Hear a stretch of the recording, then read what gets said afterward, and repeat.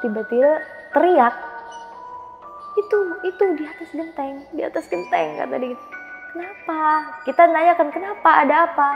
Ada Dian uncang-uncang kaki pakai baju putih kata dia. Nah, gue juga nggak tahu dia udah manggil Habib atau belum. Pokoknya besokannya kita dapat kabar dia masuk rumah sakit koma. Dan sebelum meninggal itu ada nggak sih salah satu atau kejadian-kejadian yang cukup janggal yang menandakan kalau beliau ini udah hampir di akhir hayatnya gitu? Ada kak, ayo tiup lilin. Tapi nanti kadoinnya kuburan ya sama kain kafan.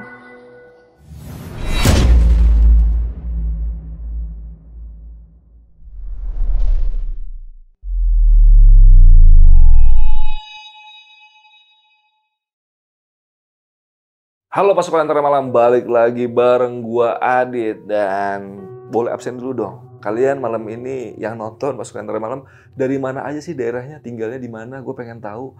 Coba komen di kolom komentar sebanyak-banyaknya. Dan sambil kalian komen, langsung aja kita masuk ke saksi misteri.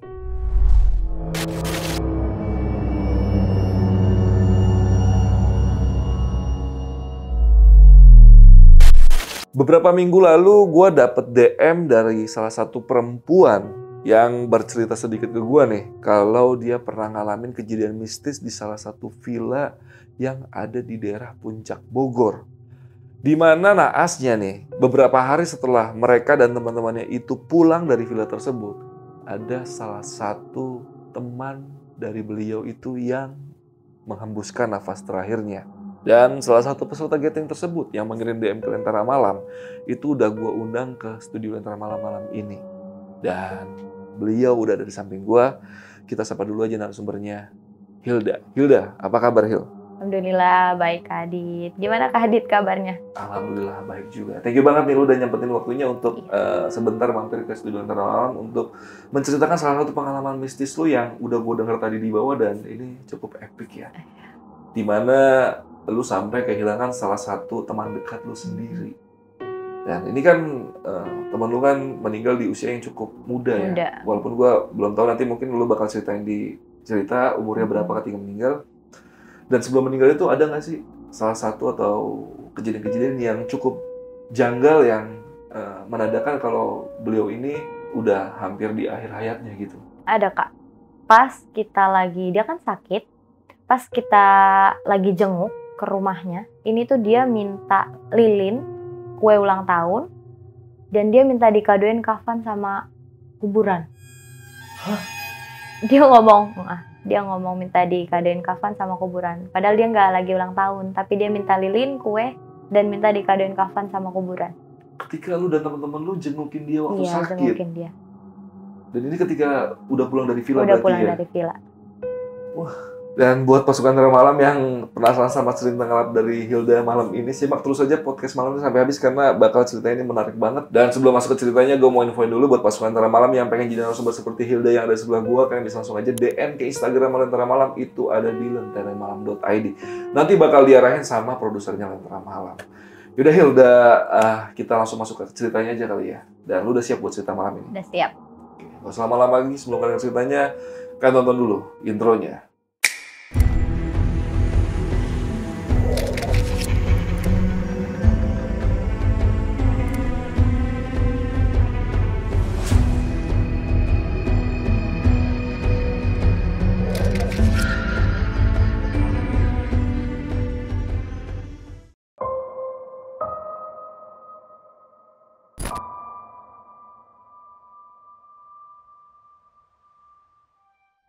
Jadi waktu 2017 itu gue sama teman-teman gue ada gathering antar komunitas di Bogor Puncak.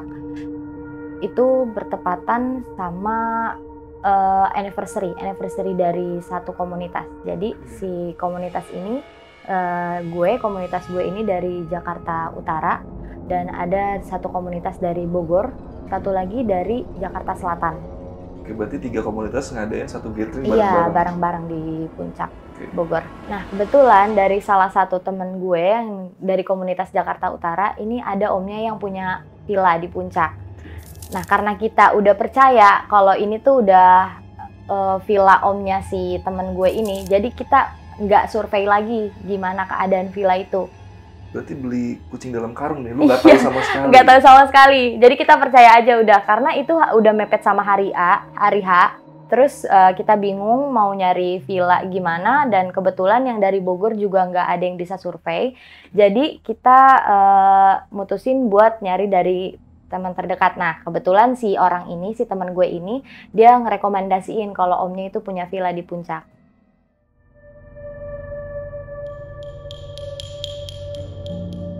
Singkat cerita, udah hari H. Nah, kita itu kalau nggak salah waktu itu berangkat jam 10 pagi. Ini kita sebelum berangkat aman-aman aja, kita nggak ngerasain apa-apa, nggak ngerasain kejadian apapun juga. Sampai akhirnya di perjalanan juga aman-aman aja karena kita naik elf, mungkin lewat tol, jadi lebih cepet ya Kak. Jadi kita sampai ke villa tuh duluan, belum ada yang nyampe. Nah, di komunitas gue ini yang Jakarta Utara, ceweknya lumayan banyak dan dia kubu-kubuan gitu. Jadi ada ya kubu A dan kubu B ya kita. Nah, kubu A seperti itu ya. Iya, kubu A ini gue sama teman-teman gue. Yang kubu B itu adalah mereka-mereka. Terus karena gue dan teman-teman gue ini nggak tahu kamar kita yang mana, terus kita harus ngapain? Karena kan belum pada sampai semua kan Kak. Akhirnya gue sama tim gue, sama kubu gue ini kayak ya udah naruh tas di ruang tamu. Gue jelasin dulu villanya kayak apa ya Kak. Okay. Jadi dia itu villa tapi dua lantai ada gerbang. Jadi dia masuk villa itu, ini villa pintu, lurusan pintu tuh ada pintu ke halaman belakang. Di halaman belakang itu lumayan kita ada jalan berapa meter itu baru ke kolam berenang. Dan ini gue sempat kaget sih Kak ngelihat villanya, karena bagi gue itu bukan villa, cuma kayak rumah keluarga. Karena di mana-mana kalau villa itu setahu gue itu villa ada sofa, ada ruang tamu, terus ada fasilitas lainnya ya kan. Ini enggak, jadi buka pintu villa, ini udah langsung plong, nggak ada sofa sama sekali, itu cuma dilapisin karpet gitu doang. Lurusan pintu villa itu pintu keluar, di pintu keluar itu ini ada rumput-rumput ilalang itu banyak. Udah tinggi-tinggi? Tinggi sih enggak, cuma itu udah lebat, menurut gue itu udah lebat. Terus baru kolam renang, di pojok kiri itu ada gudang, kayak gudang gitu. Terus bagian kamarnya itu dia ada 2 lantai, di bawah kanan sini dia ada 2 kamar hadap-hadapan. Jadi berhadap-hadapan gini. Terus di kiri ada 1 kamar, terus tangga, depan kamar itu ada tangga. Nah di atasnya posisi kamarnya juga sama kayak gitu. 2 kamar yang atas kanan. Atas bawah lah pokoknya itu sama ya? Pokoknya atas bawah. Nah gue kan nggak tahu kan ini banyak kamar, dan gue nggak tahu harus di situ ngapain lagi kan. Baru datang capek. Akhirnya gue sama teman-teman gue nih, kubu gue naruh tas, kayak leha-leha dulu lah di ruang tengah itu. Nah si kubu A ini udah teriak-teriakan, baru datang dia udah teriak-teriakan Kak, kayak ini kamar gue kayak gini gitu. Ini kamar gue. Anjing lo, ini kamar gue. Ini kayak mereka malah pada rungsing perebutan kamar. Nah, gue teman-teman gue kayak bingung dan gak tahu harus apa, kira diem aja udah. Kemudian gak lama setelah itu, tim yang dari Jaksel dan tim dari Jakut yang bawa motor ini datang. Setelah mereka datang, akhirnya kita bagi-bagi kamar. Ini pas gue bagi-bagi kamar, mereka baru datang. Nggak ditentuin sih Kak, gimana lu kamar yang ini nggak ditentuin. Sebenarnya senyamannya aja. Nah pas lagi mereka baru di bawah, gue iseng Kak naik sendiri ke atas. Tadi kan di atas gue bilang di kamar kanan ada 2 kamar lagi kan. Gue lihat di kamar kanan yang 2 itu ada 1 kamar yang punya balkon. Gue menarik dong, ini doang nih kamar yang punya balkon. Kira gue masuk ke kamar itu, gue naruh barang-barang gue di situ. Gue udah ngetekin lah, maksudnya gue sama teman-teman gue di sini gitu. Duluan kan. Pas gue buka balkon, ini di bawah balkon beneran kuburan. Kuburan. Gak jadi gue Kak. Langsung gue tutup pintu balkon, gue ngambil tas gue, langsung gue pindah ke kamar sebelahnya. Karena kan di situ walaupun sama-sama bawahnya kuburan, lebih better lah ya, karena nggak kelihatan. Akhirnya gue milih di situ. Gue ngetekin taruh kamar di situ, gue pilih kamar di situ. Dah, singkat cerita kita have fun aja sampai siang. Ini yang Bogor belum datang ya. Yang Bogor itu nyusul, dia di sore. kita have fun, kita nggak ada kejadian apapun, kita main games, berenang, segala macem, masak-masak, itu kita nggak ngalamin kejadian apapun, nggak ngerasain apapun juga, pokoknya happy aja. Karena kan ini yang komunitas fotografer ya udah pada foto-foto, terus yang punya katalog segala macam foto juga, kita ngerasain happy aja. Sampai jam 5 itu dari Bogor datang satu-satu, setelah mereka datang juga sama, kita nggak ngerasain apapun sama sekali. Pas udah ngumpul semua ini, sekitar di jam 8 itu habis isya, ada satu teman gue dari yang Jakut, ini dia emang indigo, dan dia dimasukin. Ada yang, ya dia kemasukan, katanya ini sosok yang jagain ini villa. Namanya, dia seorang kakek-kakek, katanya nama kakeknya Ibrahim. Nama kakek Ibrahim. Nah, dia ngejagain ini villa, dia cuma berpesan sama kita, kalau di atas jam 10 malam, itu nggak boleh ada yang keluar villa, nggak boleh ada yang mendekati kolam renang, terus nggak boleh ada yang berisik, terus dia ngucapin terima kasih juga sama kita, karena katanya, sebelum kita ada di situ, dari villa itu dibangun sampai ada yang nyewain, itu nggak pernah ada yang sholatin. Nggak pernah ada yang sholatin, nggak pernah ada yang ngadain pengajian, syukuran gitu, bangunan jadi gitu, nggak ada Kak. Terus katanya mereka bilang terima kasih segala macem, tolong pakaiannya dijaga, tolong tata keramanya juga dijaga, dengerin perkataan saya. Kalau misalnya terjadi apa-apa di luar villa ini, bukan lagi tanggung jawab saya, katanya, karena saya nggak bisa ngebantu kalian. Dia udah ngingetin kayak gitu, di jam 8 itu, jam 8-an. Nah, entah kenapa, kan tadi bilangnya nggak boleh di atas jam 10, nggak boleh berisik lagi kan Kak, maksudnya udah, lu jamnya istirahat, udah harus diem, nggak boleh berisik. Nah, tapi entah kenapa tuh di atas jam 10 kita masih kita kayak dibuat lupa, tau nggak Kak? Kita kayak dibuat lupa sama jam. Suasana gitu. Iya, kita kayak saking serunya mungkin ya, karena kan 40 orang rame-rame, kapan lagi bisa ngumpul kayak gitu kan. Akhirnya kita terlena sama waktu, kita nggak ingat udah jam 10, ini masih pada bercanda, masih pada main gitar, main kaljon, teriak-teriakan, terus pada bercanda, jebur-jeburan ke kolam renang, padahal udah diingetin nggak boleh. Iya, padahal udah diingetin nggak boleh. Dan gue juga nggak tahu kenapa, di jam 10:30 malam itu gue keluar villa.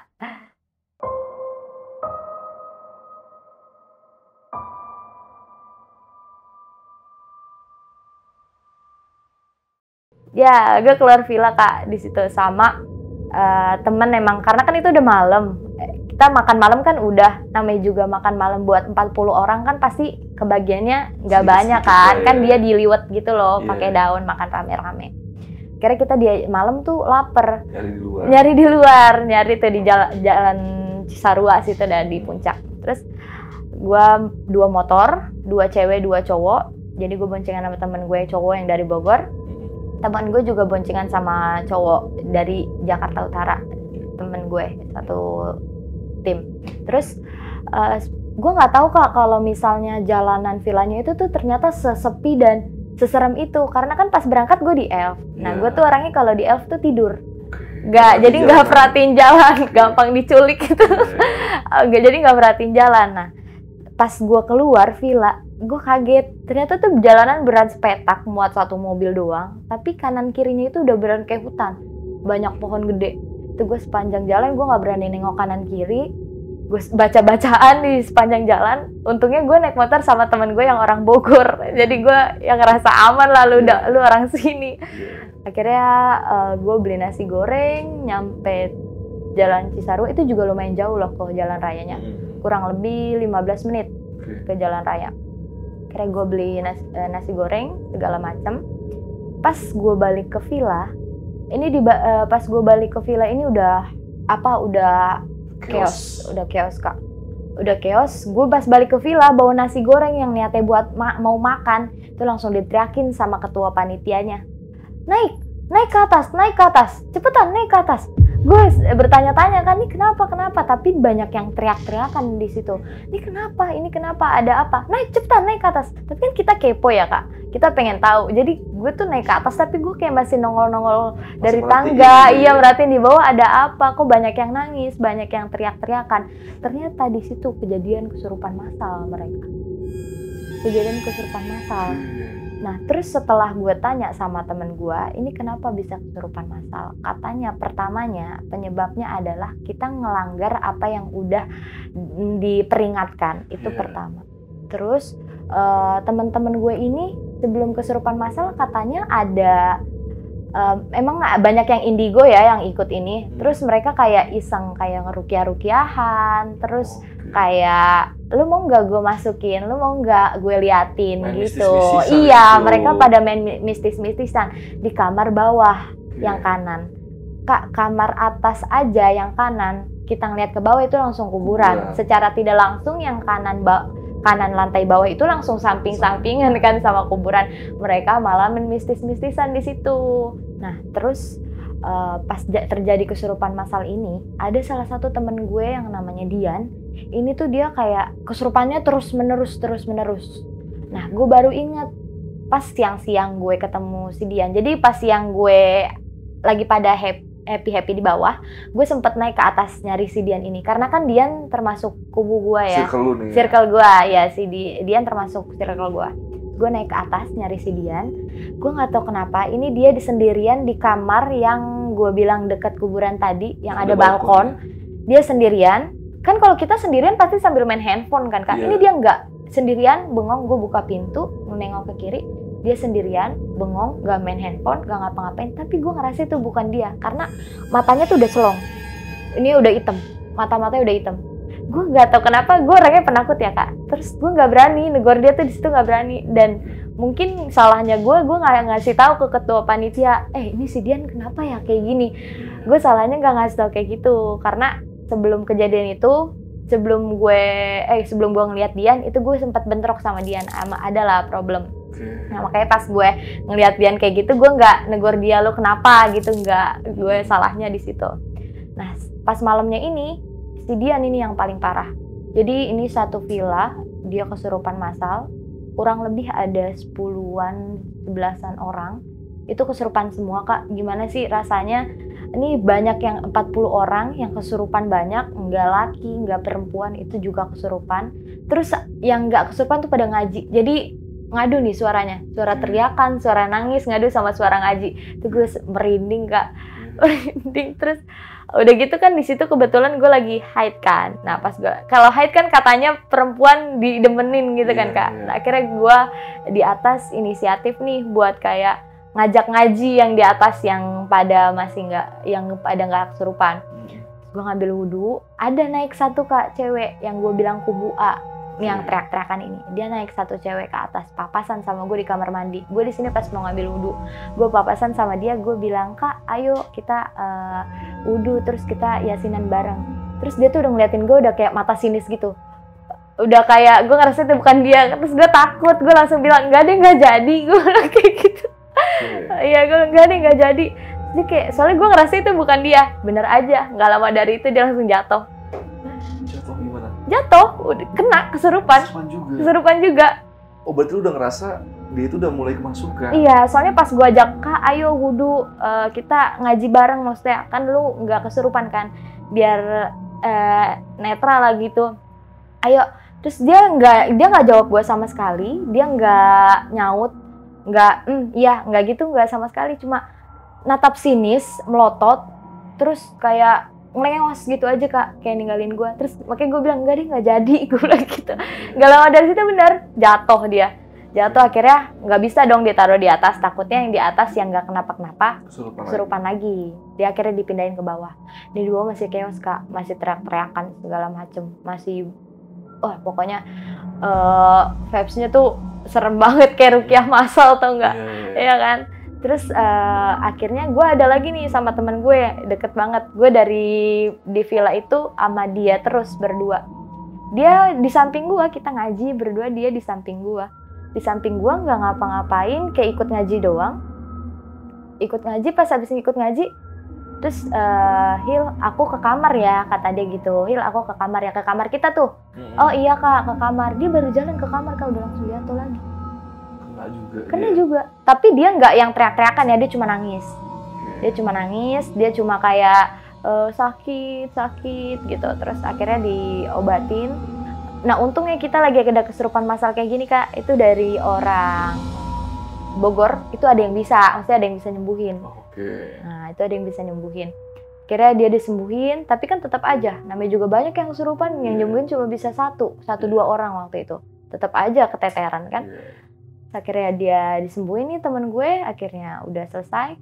Dan yang paling gue nggak suka adalah kita lagi kejadian kayak gini, lagi chaos kayak gini, di kamar yang gue bilang di atas kiri ya, ini kan kamar cowok-cowok semua, mereka pada mabok di situ. Jadi makin chaos. Iya, pada mabok, lagi kayak gitu malah mabok, makin chaos Kak. Oke. Makin chaos.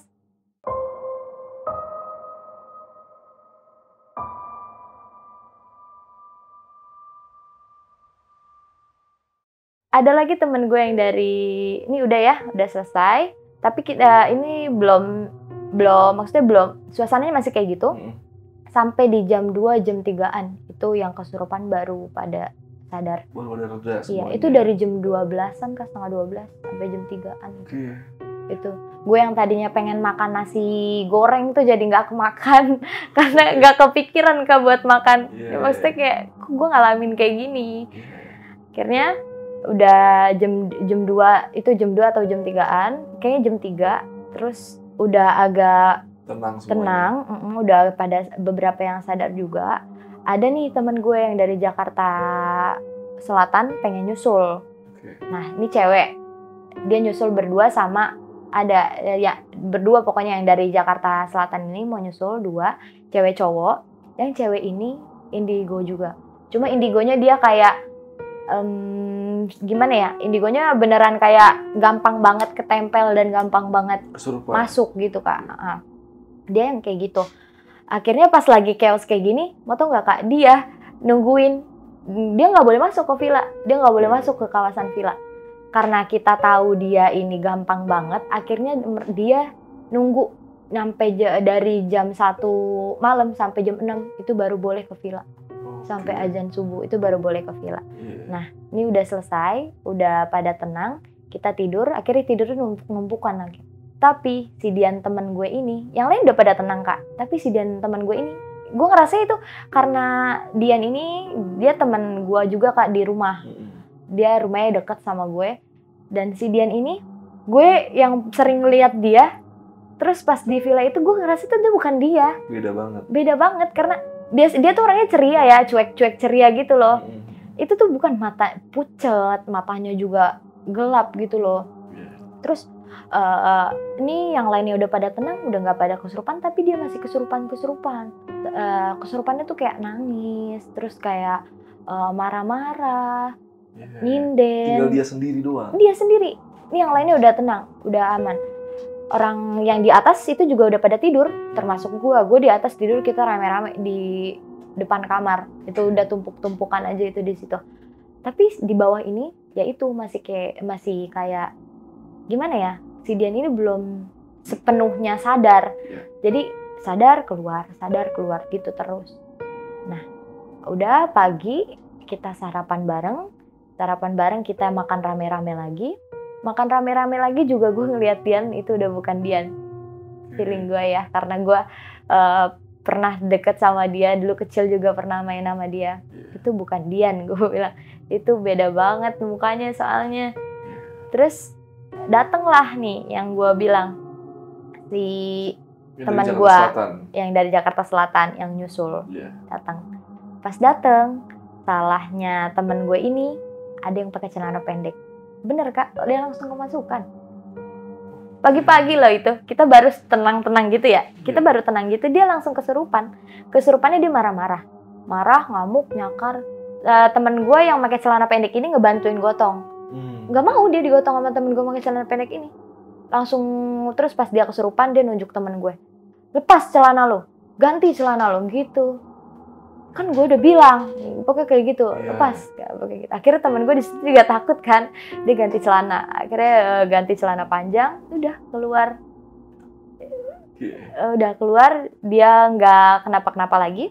Udah dia, nah teman gue ini bisa masukin, bisa ngeluarin sendiri kalau dia.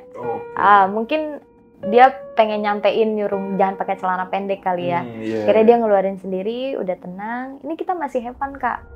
Siang itu kita masih have fun. Kita berusaha buat ngelupain yang semalam chaos kayak gitu kan. Kita bercanda-canda lagi di di kolam renang. Kita main games lagi sebelum pulang. Kita makan-makan segala macem, ngapain. Tapi si Dian masih kayak gitu. Sampai pagi dia masih kayak gitu. Dia belum sepenuhnya sadar, diajak ngomong juga nggak bisa, diajak bercanda, pokoknya di trail aja nggak nyaut. Nggak nyaut sama sekali, karena terus ngomongnya udah ngelantur. Ngomongnya kayak, diajak ngomong pokoknya nggak nyambung gitu Kak. Udah nih, Kak cerita, udah jam 10 pagi, ini Dian masih keadaannya kayak gitu. Kita sebelum pulang itu ada foto. Ya ada deh fotonya deh. Foto rame-rame. Ada kita foto rame-rame di pinggir kolam berenang. Ini sebelum pulang. Terus pas kita foto di kolam berenang ini, Dian jatuh lagi. Kesurupan lagi. Dian jatuh. Pas Dian jatuh, akhirnya kita gotongin dia ke Elf. Kita foto dulu sebentar. Dia udah ditaruh di Elf. Abis kita foto, udah langsung pada ketua panitia udah bilang, udah nggak beres, pulang, cepet pulang gitu. Maksudnya biar cepet keluar dari villa itu, cepet keluar. Nah kita kira setelah kita pulang si Dian udah aman nih Kak. Ternyata ini kan si Dian kebetulan pas di Elf itu duduknya samping persis gue kan. Iya, dia duduknya samping persis gue. Dari dia dinaikin ke Elf sampai kita sampai ke Jakarta, itu dia nggak sadar sama sekali. Enggak, jadi tidur aja. Gue udah coba sepanjang jalan tuh gue udah coba, Kak, enggak sadar. Kak bangun. Kak, coba ajakin ngobrol terus. Iya, gue coba ajakin ngobrol terus. Kak mau minum nggak? Karena kan dia dari semalam gitu terus kan, takutnya nggak makan, nggak minum atau apa. Kak mau minum nggak? Kak mau makan nggak? Kak mau jajanan nggak? Nggak sadar sama sekali. Jangankan sadar, kayak kalau orang tidur disenggol pasti ngulet gitu kan Kak. Kalau dia nggak sama sekali. Ya udah kayak flat aja tidur gitu. Terus pas nyampe kita balik, ini Elfnya itu pulangnya nggak langsung ke rumah masing-masing, jadi kita ngumpul di satu base camp. Jadi kita punya base camp gitu kayak yang di Jakarta Utara, kita punya base camp. Ini yang di Bogor udah pada pulang ya ke rumah masing-masing, yang di Jaksel juga udah pulang masing-masing. Nah lagi-lagi si Elf nyampe duluan di base camp. Yang cowok, yang lain-lain, yang naik motor ke Jakut belum nyampe, kita nyampe duluan. Nih nyampe Elf juga dia belum sadar, digotong. Kan ada sebagian cowok yang di Elf kan Kak buat jagain, itu digotong sampai Kak. Nah di base camp gue itu ada bale, dia ditidurin di bale, si Dian ini ditidurin di bale. Azan maghrib, belum sadar juga Kak. Belum sadar juga, tapi setelah azan maghrib, nah gue itu di bale ada depan kursi gitu, gue duduk di depannya. Lagi makan, gue duduk di depannya, dia masih di bale belum sadar-sadar. Kita sambil nungguin yang cowok-cowok datang, nggak bisa apa-apa kan, jadi udah kita diemin dulu aja. Terus akhirnya abis azan maghrib selesai, pas banget azan maghrib selesai, dia bangun Kak, bangun tapi cuma duduk ngegebrak meja. Kak, anjing kata dia, siapa sih yang nyepotin softline gua, kata dia. Siapa yang nyabutin softline gua sampai robek? Dia cuma kan dia suka pakai softline ya. Terus pas kesurupan dia lagi pakai softline. Kita kan pasti bantu nyopotin ya. Nggak tahu Kak, aku bilang gitu, nggak tahu. Ah elah, softline baru kata dia gitu. Udah sobek aja. Abis ngomong gitu tapi tidur lagi. Nggak sadar lagi Kak. Itu sampai abis Isya. Kita tetap nungguin yang lain datang. Itu abis Isya. Yang gerombolan motor baru datang nih. Terus kita bingung, Kak, ini gimana nih? Dian masih kayak gini, gimana ya? Akhirnya temen gue yang masukin tadi, yang kakek Ibrahim itu, dia punya abang, dan abangnya ini bisa nyembuhin. Akhirnya di malam itu juga, ini belum pada balik ke rumah, di malam itu juga gue, pacarnya yang ketua panitia, terus si temen gue yang kita sebut Ojan ya, si Ojan itu kita ke rumah si rumah abangnya. Ini nyampe rumah abangnya juga digeletakin juga nggak bangun Kak. Masih tidur terus? Masih tidur terus, diajak ngobrol juga nggak bangun. Kita berlima tuh waktu itu ke rumah si Ojan. Terus dari rumah abangnya itu kita masih nunggu abangnya. Abangnya cuma nanya dari mana, dari Villa Puncak, segala macam kita jelasin, kita ceritain. Terus gue nggak tahu itu abangnya bacain apaan ya Kak. Ditarik dari ini nih, dari dahi ke atas, itu langsung dia ngulet. Matanya merah semua. Matanya merah, ngulet kayak gini-gini. Terus teriak. Dia teriak-teriakan. Panas gitu. Panas kata dia gitu. Terus dia kayak ketawa. Itu dia posisinya kayak nyinden ya. Terus dia kayak ketawa, marah-marah segala macem. Pokoknya tapi nggak jelas maunya apa. Ditanya juga kenapa nggak jelas. Pokoknya kayak teriak-teriakan gitu segala macem. Akhirnya mau keluar atau enggak? Nggak mau, saya betah, saya suka. Ngomongnya cuma kayak gitu, saya betah, saya suka. Terus akhirnya tetap dipaksa dikeluarin. Udah di sini sadar Kak. Abis dari situ sadar dia, tapi nggak sepenuhnya sadar. Cuma kayak lemes-lemes gimana sih Kak? Dia diajak ngomong udah bisa lah gitu. Udah nggak kayak tadi kan tidur terus gitu kan, merem terus gitu. Kalau ini nggak, dia udah sadar. Diajak ngobrol juga udah bisa.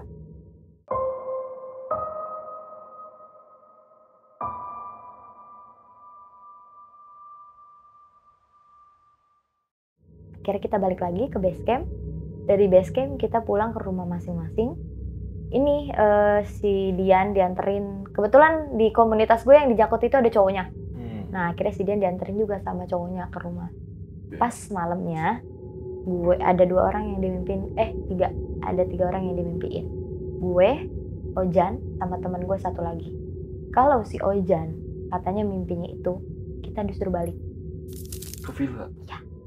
Gue nggak tahu buat apa, pokoknya kita disuruh balik.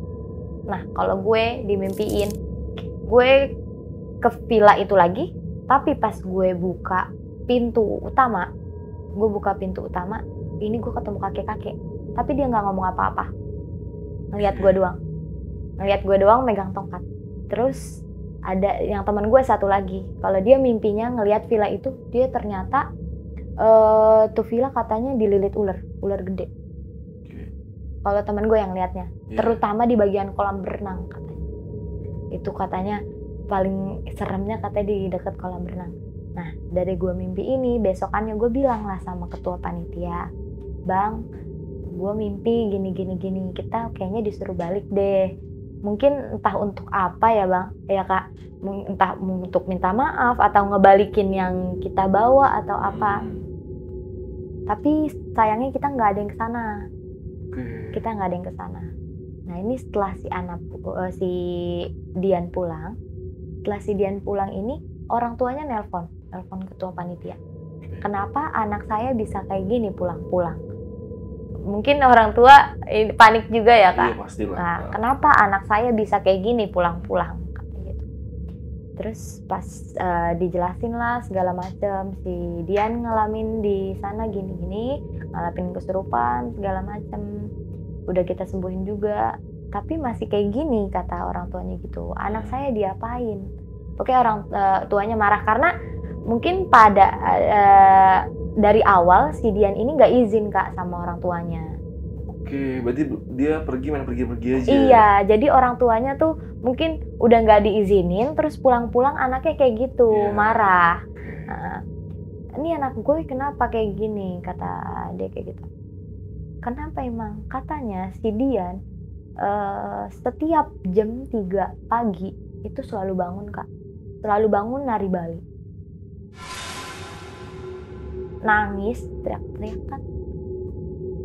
Tiap hari di jam 3 pagi. Di jam 3 pagi. Wajar sih ya orang tuanya pasti nanya kenapa anaknya kayak gitu. Terus akhirnya kita tapi kita tetap main. Si Dian ini dia udah beberapa hari karena sakit kan sejak balik dari villa itu, walaupun dia udah sembuh ya, tapi gue bilang belum sepenuhnya sembuh karena dia masih tetap sakit. Gak bisa, dia udah gak bisa kayak nongkrong bareng terus gitu. Biasanya kan hampir tiap malam kan kita nongkrong. Terus 2 hari 3 hari dia akhirnya nongkrong lagi, dijemput sama cowoknya. Dia minta makan bakso. Dia dibeliin sama cowoknya bakso di base camp. Kita nongkrong lagi di base camp nih Kak. Dibeliin sama cowoknya bakso. Baksonya ini nggak pedes, terus dia kayak marah-marah, kan gue pengennya pedes segala macam gitu, gue pengennya pedes nggak mau, akhirnya dibeliin lagi. Itu soalnya udah kayak bukan dia juga Kak. Cowoknya nggak ngerasanya itu udah bukan dia. Terus habis makan bakso disembuhin lah lagi ke rumah abangnya si Ojan. Dibawa lagi ke sana. Iya, disembuhin lagi ke abangnya Ojan. Pas kita datang ke sana, gue nggak ikut sih, cuma sih gue dengar cerita dari teman gue yang nganterin ke sana. Abangnya Ojan ngomong gini, waduh susah karena udah banyak di rumahnya, jadi pengen gantian masukin tubuhnya si Dian. Iya, jadi dia udah katanya di rumahnya itu udah ngantri Kak, di depan rumahnya itu udah ngantri katanya sosok yang pengen masuk ke badannya si Dian. Di sini gue kayak make sense juga sama dia yang kesurupan nggak hilang-hilang. Jadi kesurupan udah keluar lagi, kesurupan lagi. Iya, katanya karena itu di depan rumahnya tuh udah ngantri banget, udah pengen gantian gitu kan. Nah, balik dari diobatin, ini diobatin tapi tetap masih kayak gitu Kak. Masih kayak gitu. Intinya belum sembuh total. Sembuh total, masih kayak gitu terus. Akhirnya udah lumayan sadar, tapi belum sepenuhnya sadar lagi. Dia balik, dianterin sama cowoknya. Nah, lu tahu Kak, cowoknya dari saat itu dia nggak mau jalan sama Dian berduaan doang. Jadi, iya, karena pas dia mau nganterin pulang Dian, abis diobatin ini dia udah bisa diajak ngobrol nih si Diannya. Tapi si Dian pas di motor diboncengin, dia teriak-teriakan ke cowoknya, ayo cepetan, di belakang itu ada makhluk gede banget ngejar gua, cepetan. Cowoknya dari situ Kak, kalau ngajak jalan dia nggak pernah berdua, harus sama temennya karena cowoknya juga takut Kak. Dia selalu kayak gitu, cepetan itu ngejar di belakang gede banget, gue takut, sambil nangis si Dianya ini. Akhirnya dari situ masih sakit si Dian ini. Dari teman-teman gue juga ada yang ngejengukin lagi ke rumahnya sambil kita minta maaf sama orang tuanya, ngejelasin segala macem. Di hari itu Dian itu bilang sama teman-teman gue yang ngejenguk, ayo kita tiup lilin, ayo beli kue, ayo tiup lilin, tapi nanti kadoinnya kuburan ya sama kain kafan. Dia bilang kayak gitu. Ya serius, dia bilangnya kayak gitu. Nah kebetulan pas jenguk ini dia ngomong kayak gitu, ada si Ojan yang abangnya nyembuhin ini kan. Terus kata Ojan gini, wah udah gak beres nih, soalnya ngomongnya udah kayak gitu, ayo harus disembuhin nih, harus disembuhin. Terus akhirnya si Ojan ini ngadulah ke abangnya, kalau si Dian udah sampai segitunya loh, udah sampai bobo kuburan sama kain kafan segala kan. Kata abangnya si Ojan, udah susah, soalnya si Dian udah ditahan di sana, katanya udah ditahan. Kalau pengen dibalikin, kita harus tuker sama kambing hitam, kalau nggak ayam hitam, kata abangnya. Tapi abangnya masih bersedia mau bantu. Kita ngomonglah ke keluarganya, ayo mau nggak dibantuin sembuhin. Tapi dari kakak abangnya si Dian ini bilang nggak usah, nanti kita manggil Habib aja, katanya gitu. Nah dari manggil Habib itu Kak, besokannya langsung masuk ke rumah sakit. Jadi belum sempat kita bantu sembuhin. Gue juga nggak tahu dia udah manggil Habib atau belum. Pokoknya besokannya kita dapat kabar dia masuk rumah sakit koma. Padahal hari sebelumnya masih baik-baik aja, walaupun dalam kondisi seperti itu ya. Iya, koma. Tiba-tiba koma. Komanya juga apa ya? Dia koma tapi ngeluarin air mata.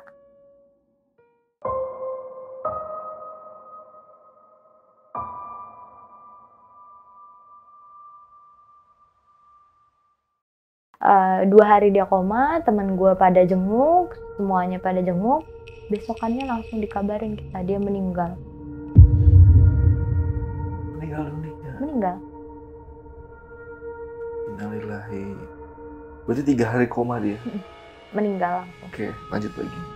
Pas abis meninggal, itu kan masih 2017, gue masih sekolah juga, itu lagi UN jadi nggak bisa ngikut ngikut ngubur, cuma sempat datang ngeliat. Gue ngerasa juga itu, maaf ya, jenazahnya juga beda, bukan dia. Gue yang kenal dia ya. Iya. Gue ngerasa itu. Yang lu rasain apa waktu itu? Mukanya beda, muka beda, postur badan beda. Dia badannya segue kak, tapi dia itu pas di kain kafan di jenazah gitu dia gemuk. Gue ngeliatnya ya, kalau gue ngeliatnya gemuk terus matanya gelap, bukan dia. Itu kayak gitu. Di sini gelap matanya. Gelap banget di sini, beneran gelap, mirip banget sama yang gue lihat pertama dia di kamar villa sendirian. Itu. Iya, yang villa sendirian. Oke. Nah, udah akhirnya dia meninggal. Kita akhirnya nyari tahu kenapa dia bisa kayak gitu kak. Ternyata si Dian ini sebelum ke villa memang sudah ada yang ikut dari depan rumahnya. Di depan rumah dia tuh ada gang, katanya ikut dari depan gang. Ini perempuan namanya Hayati. Dia dihamilin sama pacarnya. Dan dia katanya mau minjem raganya Dian untuk balas dendam sama pacarnya yang orang Pademangan. Pengen balas dendam, tapi pengen pakai raganya si Dian. Nah, dia si Hayati ini ikut ke villa. Hayati ini ikut ke villa. Nah, gue nggak tahu kenapa, ini dia suka nyinden juga. Karena kita nggak dapet si sinden ini dari mana kak. Cuma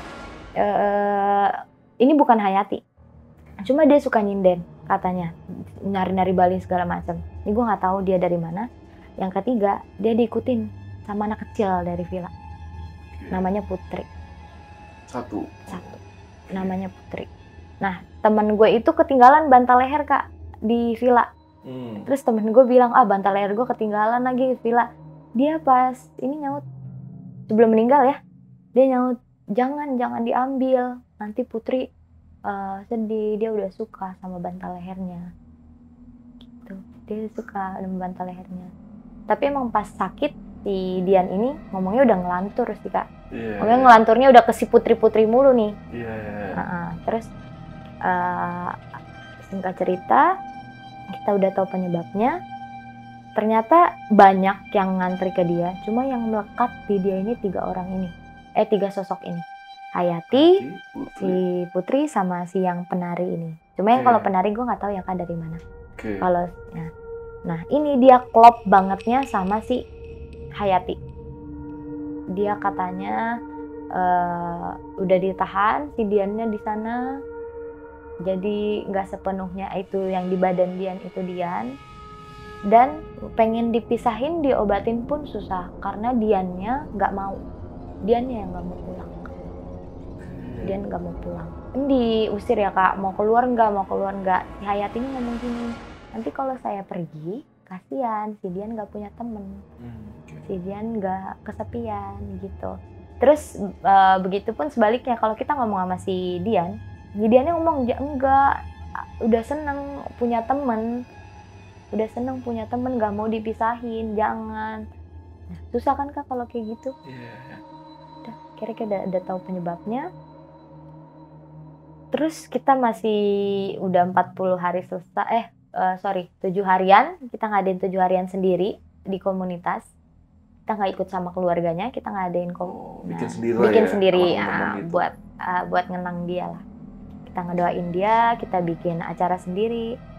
Di tahlilan itu, tiba-tiba selesai tahlilan, Ojan, dia minta paha ke temen gue, minjem paha lu dong. Tiba-tiba Ojan selesai tahlilan, dia tiduran di paha temen gue. Ternyata katanya itu almarhumah masuk. Dia ngomong makasih, maaf, ya biasa ya, makasih udah mau temenan sama gue. Maaf kalau gue ngerepotin, maaf kalau gue bikin kalian pusing atau nyiksa kalian selama ini. Terus terakhir pokoknya si almarhum ini, itu kan ada cowoknya juga ya kak ikut tahlilan. Almarhum ini ngomong, makasih ya, udah pokoknya ya bilang ucapan makasih dari pacar ke cowoknya, dari Dian ke cowoknya. Jaga diri ya, ngomong gitu. Udah habis itu keluar, setelah ini belum 40 hari, setelah 7 harian kita masih have fun, nongkrong. Setelah itu kita udah mulai kembali have fun ya Kak, udah have fun, nongkrong, walaupun masih sedih-sedih kan nggak boleh berlarut-larut juga. Akhirnya kita nongkrong lagi, kita happy-happy lagi kayak biasanya, main game segala macam. Terus ada suatu waktu kita lagi nongkrong, lagi asik-asik, lagi mabar segala macam. Tiba-tiba kata temen gue, ini dia tumpul Kak. Bukan indigo gitu loh. Dia tumpul, bukan indigo. Tapi pas kita lagi ngobrol asik-asik, kita lagi mabar, dia kan nggak bisa main Mobile Legend ya. Terus dia gabut aja. Gabut. Kita lagi pada main Mobile Legend, dia gabut. Tiba-tiba teriak, itu di atas genteng kata dia gitu. Kenapa? Kita nanyakan kenapa, ada apa? Ada Dian uncang-uncang kaki pakai baju putih kata dia. Dia padahal sebelumnya nggak pernah lihat loh Kak, nggak pernah ngeliat yang gitu-gituan. Dia lagi nongkrong dia teriak kayak gitu, takut ada Dian ini segala macam. Tapi kita nggak bisa ngeliat, dia doang. Nah Dian emang deketnya sama dia. Paling deket. Iya, dia deketnya sama dia. Terus si Ojan akhirnya kayak, maksudnya biar teman gue nggak shock gitu, nggak kaget ngeliat kayak gitu. Katanya ada Kak di atas genteng, bajunya putih, uncang-uncang kaki. Terus abis itu si Ojan cuma ngomong, kalau emang pengen datang ke kita nggak apa-apa datang, kalau pengen nengokin kita nggak apa-apa nengokin, asal jangan nampakin. Dari situ udah nggak pernah nampakin dia. Nah dari situ udah nggak pernah nampakin. Berarti setelah kejadian yang setelah 7 harian ya, setelah 7 hari beberapa hari kemudian, si salah satu temen lu lihat si almarhum Dian ada di atas genteng. Lu sempet tanya gak sih, memastikan lu bener yang lu lihat itu wajahnya wajah Dian gitu? Katanya Dian, memastikan Mbak. Udah nanya gitu? Udah nanya, katanya Dian. Cuma bajunya udah baju putih. Baju putih. Wah ini kan bisa dibilang kalian ini kan dari komunitas Jakarta Utara kan ya minimal cukup deket lah sama Dian. Lu kan sempet dimimpiin setelah lu itu pulang dari villa ya waktu itu ya. Nah setelah Dian meninggal ada nggak sih salah satu dari teman komunitas lu di Jakarta Utara sempat dimimpiin lagi gitu sama si Dian atau sempat ngasih pesan-pesan gitu? Paling ada sih temen gue Kak, cuma dia deket banget, beran sahabatan kalau ini ya, satu komunitas juga, cuma dia nggak ikut ke villa, cuma dimimpiin doang, kayak dimimpiin makasih segala macam gitu doang paling. Diucapin makasih doang gitu. Gak ada sesuatu pesan yang pengen disampaikan segala macam? Enggak, dia kayak gitu doang. Kayak cuma pas lagi tadi si Ozan itu tiduran itu ya, yang jam paha itu. Dia itu dalam kondisi tiduran ngomong gitu dia? Tiduran, merem, ngomong makasih kepada kalian semua gitu-gitu. Dan itu kalian ngerasa ini Dian yang ngomong gitu. Iya, karena gue ngerasa sih dia dari cara dia bicaranya, suaranya juga itu soalnya bukan suara Ozan. Gue khas banget sama suara Dian itu, serak-serak baksa gitu loh Kak. Iya. Ozan ini laki-laki kan? Ozan laki-laki, beda soalnya suaranya. Tapi soalnya suara perempuan yang keluar. Udah gitu dia tahu nama pacarnya, manggil dulu gitu loh. Nama panggilan pacarnya. Panggil beb atau apa gitu. Iya, kayak gitulah. Berarti almarhum Dian itu meninggal di usia berapa waktu itu kira-kira? 17-an, 17-18. Masih muda banget ya? Masih muda. Dan tadi kan lo sempat jelasin dari sisi teman-teman lo ya, atau orang yang punya kelebihan di bidang supernatural, kalau dia itu ya diikutin segala macam. Lo sempat tanya nggak sih atau dapat informasi dari pihak keluarga kalau dari rumah sakit itu mendeteksinya itu si Dian itu sakit apa atau kenapa gitu? Nggak kedeteksi. Enggak. Dia tiba-tiba aja koma aja, tiba-tiba koma. Dan nggak lama meninggal. 3 hari ya? 3 hari. Dia tiba-tiba koma, nggak tahu sakitnya apa, meninggal. Tuh makanya orang tuanya tuh pas dia koma sampai nelpon, katanya nggak tega, anaknya tiap hari harus disuntik. Dikasih obat, karena dia kan bener-bener gak sadar kan, jadi obatnya disuntik. Iya. Disuntik, obatnya kan disuntik. Makanya orang tuanya kadang sedih, anaknya sampai kayak gitu. Dan setelah meninggal itu, Masih nggak sih sampai orang tuanya menyalahkan kalian itu sebagai teman-teman yang bareng-bareng ke sana gitu? Oh, enggak sih, udah enggak. Udah Maksudnya ikhlas udah ikhlas aja. Soalnya pas dia meninggal kan kita pada ke rumahnya. Pada ke rumah. Ada yang ikut. Dan responnya baik-baik Baik aja waktu aja. itu. Nggak ada yang menyalahkan kamu gini-gini Enggak. enggak. Karena emang salah dianya juga kan nggak izin. Iya sih, dari awal dia udah nggak izin sama Soalnya orang tuanya. sebelum berangkat itu dari ketua panitia udah menyarankan mau bantu izin, tapi dia bilang nggak usah. Oke. Gua aja izin sendiri. Iya. Jadi dari panitia-panitia itu menawarkan diri. Ini sampai gua izinin kita ke orang tuh tua lu deh, gitu. kita kan yang lain pakai kertas gitu Kak. Kertas surat izin orang tua buat kayak resmi gitu ya. Iya, biar ini tuh acara resmi, bukan cuma sekedar jalan-jalan ke puncak. Iya. Terus dia nggak mau, bahkan si ketua panitia udah nawarin kalau nggak ayo gue ke rumah lu bantu izin, kan cowok kan. Iya. Ayo gue bantu izin, udah agak tua soalnya yang ketua panitia. Ayo gue bantu izin, nggak usah gue aja yang izin sendiri. Tapi ternyata nggak izin dan nggak dibolehin. Kenapa dia nggak mau diizinin? Nggak boleh nginep katanya sih. Karena dia udah memastikan pasti kalau izin dia nggak bakal dibolehin. Iya, nggak dibolehin. Nggak, dia udah sempet izin katanya, cuma nggak dibolehin nginep. Oke. Dan pada saat dia Nah, berangkat dia tuh pas alasannya berangkat apa? kayaknya bohong. Bohong. Ya. Nginep ke rumah teman atau Soalnya gimana? nggak main bilangnya. Cuman nggak pulang-pulang aja gitu. Iya. Soalnya nggak bilang nginep di villa puncak karena nggak boleh. Oke. Orang tuanya bilang nggak boleh. Dia bilangnya pengen main.